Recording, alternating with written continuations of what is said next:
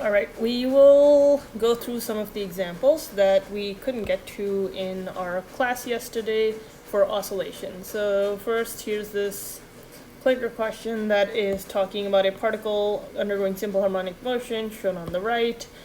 Starts at position x equals a over 2 with a velocity that is negative root 3 over 2 of the Vmax. So it's moving to the left in this coordinate system where x is positive to the right.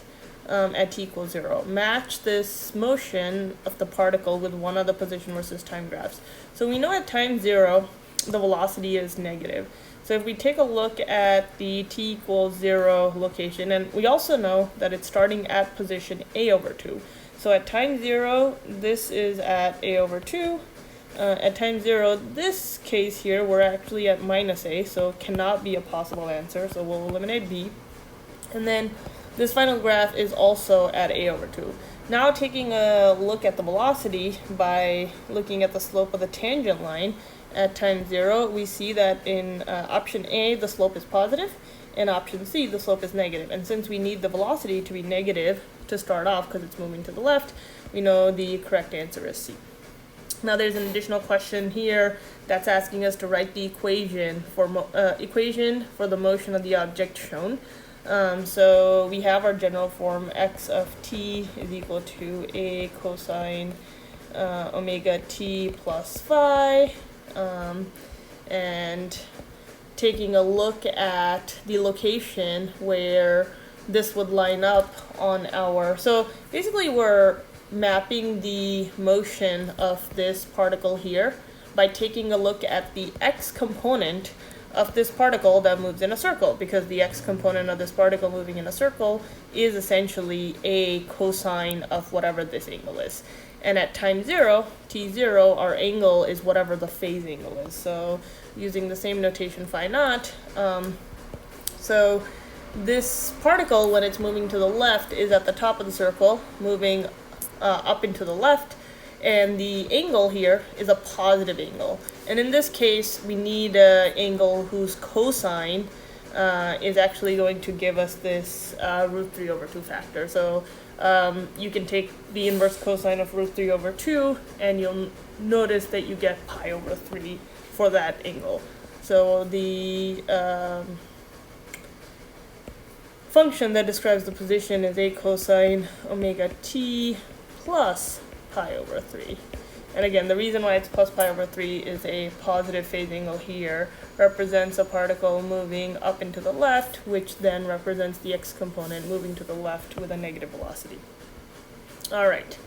This question asks us that we have an object executing simple harmonic motion with angular frequency omega, amplitude a, and its most negative position is at t equals 0. Which expression describes its motion?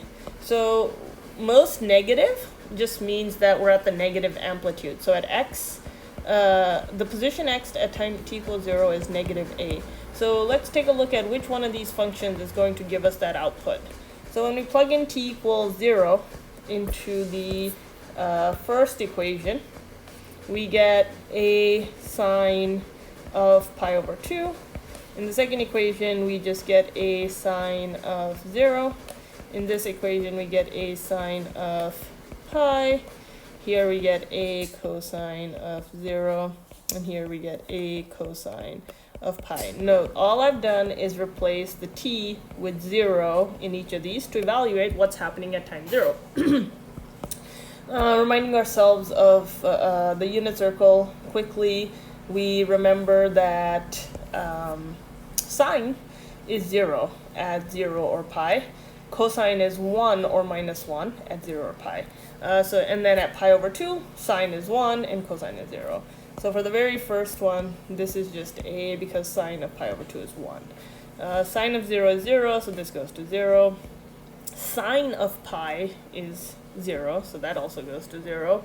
And then cosine of 0 is 1, this is a, and cosine of pi is negative 1. So this one is minus a. This is the only option where the position at time 0 is the most negative, which is at minus a. So the correct answer here is E. So these were the examples we had that talk about the phase angle. The next video, oh actually we have one more example for the phase angle. Let's go through this too. The figure shows 4 oscillators at t equals 0. Which of the following has a phase constant of pi over 4? So let's remind ourselves how we track the phase. We take a look at a object moving in a circle and we track its x component essentially. So we're going to start off at t equals 0 with a phase of pi over 4. So pi over 4 lands around here. So here is our object. Well, when it's moving in the counterclockwise direction, it's basically moving leftward. So we know something that has a phase of pi over 4 should have a positive x position, but it should be moving to the left.